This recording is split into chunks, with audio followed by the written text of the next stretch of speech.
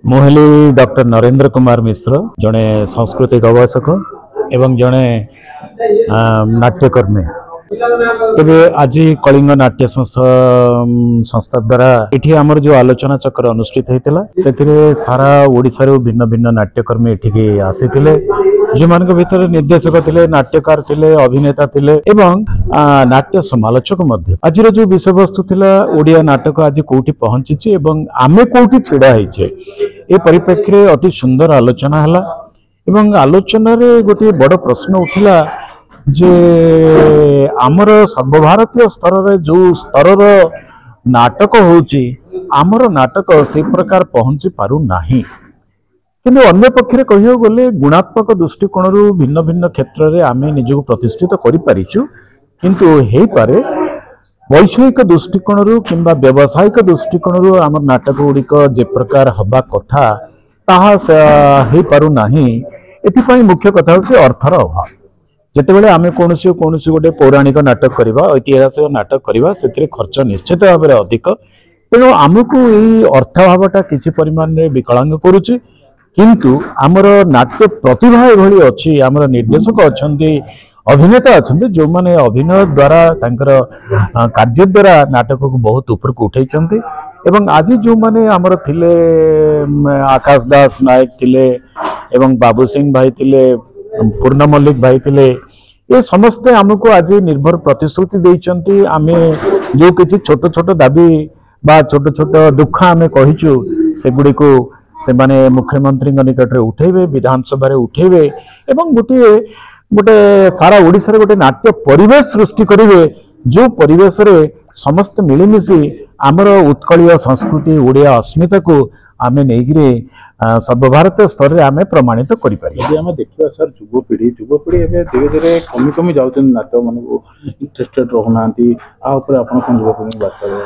देखंतु मुख्य कथा होची कोन, आपण आज मध्य लक्ष्य करिथिबे जे कोनोसी नाट्य आलोचना हला बेले बा जदि रवींद्र मंडप रो दर्शकों को जदि आपण गोटे परिसंख्यान नेबे ताल देखिबे सो अधिक हेले ता भितर वयस्क लोक जो मान बयस सब 50-60 आरपटे जमती से अन्य किसी कम ना कि समय कटेवा को आसुचंदी। प्रकृत में आपन जो प्रश्न कले ताहा नितांत गोटे दुखदायक अवस्था, किंतु सही परिप्रेक्षी रे एई किछि दिन तले गोटे नाटक हला पियाजर फूल, जो नाटकर 22 वर्षर पिला होची निर्देशक, 20 वर्षर पिला होची प्रयोजक, राइटर, केवल युवक भर्ती होते भंज कला मंडप रे। कहीं भर्ती होते सेटा को आमको अनुशीलन करिया पड़िबो, कारण मु जे पर्यंत नाटक युवकंकर कथा कही नहीं, युवकंकर सुविधा असुविधार कथा कही नहीं, युवकर स्वप्न कथा कही नहीं, से पर्यंत ता ग्रहणीय हबो केमते?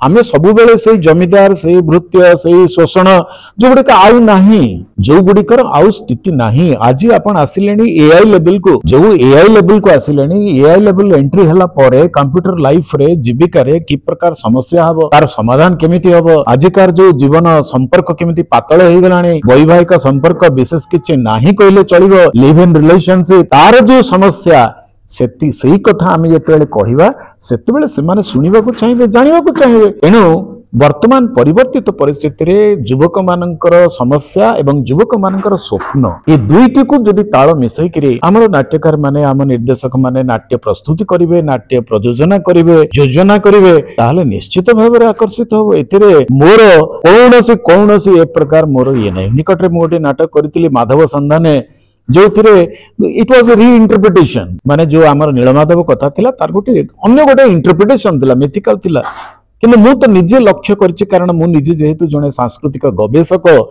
तेणु मु लक्ष्य करछि जे बहु युवक एथिरे से माने ग्रहण करछन्ती एवं से माने मते बहुत फोन करछन्ती, मते जणैछन्ती एवं प्रकृत पक्षरे मु जने कोन कहबी वयोवृद्ध नाट्यकार बोली आपण धरनै पारे। मोर 57 वर्ष ला नाटक करे, किंतु मते बहुत आनंदित लगे जे मो कथाटा गोटे युवक मान भीतर प्रतिध्वनित होइछि। निश्चय हम ये विश्वास अच्छे। धन्यवाद। कलिंग नाट्य संघ उड़िया नाटकर उन्नति, नाटक माध्यम समाज रे भाईचारा, साहित्य, भाषा, संस्कृतिर उन्नति पाई कार्य करुछि। सेही उपलक्षे आज गोटे नाट्य आलोचना चक्र थिला, एथिरे थिला उड़िया नाटक रे आमे कहूछि आम नाटक सर्वभारतीय स्तर रे अंतर्जातीय स्तर रे केते मात्रा रे प्रभाव पकेइछि केते मात्रा रे प्रचार प्रसार हेछि से विषय आज आलोचना होतला। हमर विशिष्ट विधायक बाबू सिंह एवं माननीय विधायक आकाश दास नायक आउ आमर राजीव पाणी राउरकेलू देवगढ़ आसते हेमंत महापात्र आमर ढेंकानाल आसते दिल्लीश्वर महाराणा आने पूर्ण मल्लिक आमर नरेंद्र मिश्र आउ प्रदीप विश्वाल यही मुकुंद शतपथी विशिष्ट नाट्यकार नाट्य व्यक्तित्व माने तांकर वक्तव्य रखिथिले आउरी बहुत सदस्य मध्य वक्तव्य रखिथिले।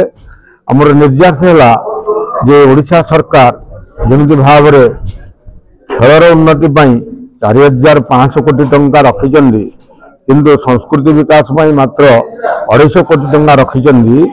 आमे चाहूचु चारियाडे सबु ब्लॉक रे से जेमिति खेल स्टेडियम करिया चाहूचंदी हमर गोटे गोटे ऑडिटोरियम हो सबु नाट्य संस्था को 4 डिसमिल जमी जोगे दिया जाऊ से नाट्य अभ्यास करिवे ऑफिस करिवे एवं से नाट्य कार्यक्रम करिवे। एई सबु विभिन्न समस्या उपरे हमर आलोचना हला। ओडिशा सरकार को अनुरोध करा जिवो एमाने मध्य हमको साहाय्य करिवे बोली कि प्रतिश्रुति दैचंदी। तेणु आशा करूछु भविष्य रे आम सरकार जे कि कहउचंदी लोकन सरकार से जानी नाहंती तांको साहाय्य आमे आइडिया देले से करिवे बोली कि आमे आशा रखुछु। धन्यवाद।